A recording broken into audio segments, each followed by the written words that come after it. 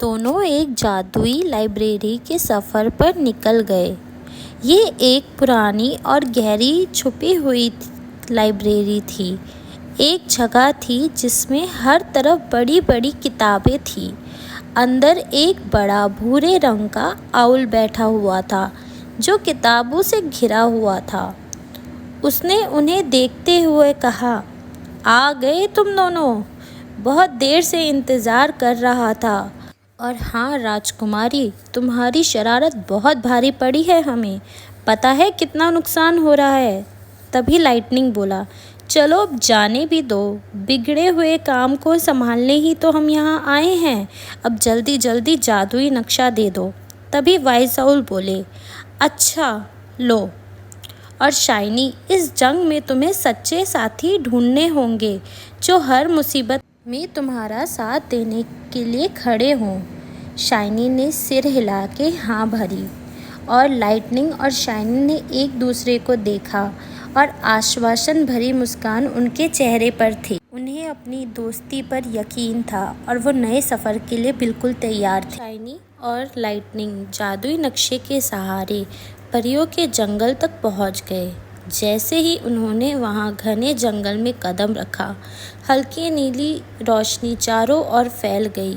हवा में मीठी सुगंध थी और हर तरफ रंग बिरंगे फूल खिले हुए थे।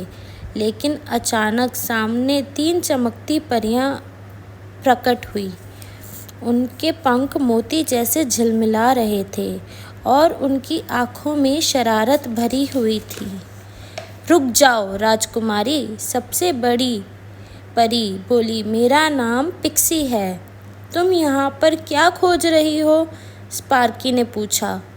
राजकुमारी ने विनम्रता से जवाब दिया, मैं एक जादुई फूल की तलाश में आई हूँ जिससे मैं गायब हो सकती हूँ। तीसरी परी फ्लोरा मुस्कुराई और बोली, हम जानते हैं तुम क्या चाहती हो, लेकिन ये फूल आसानी से नहीं मिलेगा। तुम्हें हमारी 3 परीक्षाएं पास करनी होगी।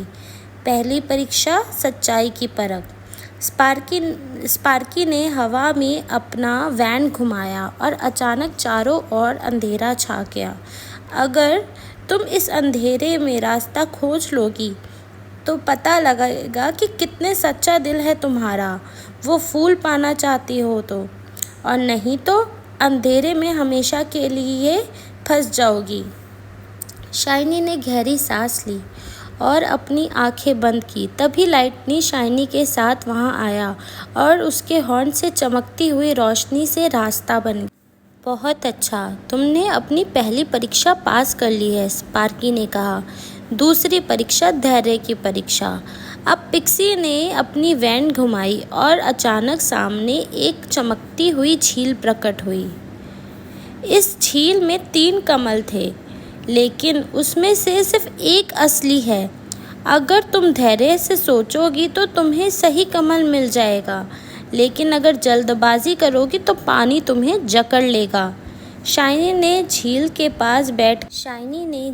पास बैठकर कमल को ध्यान से देखा। 2 कमल बहुत चमकीले थे, लेकिन एक हल्की रोशनी में था।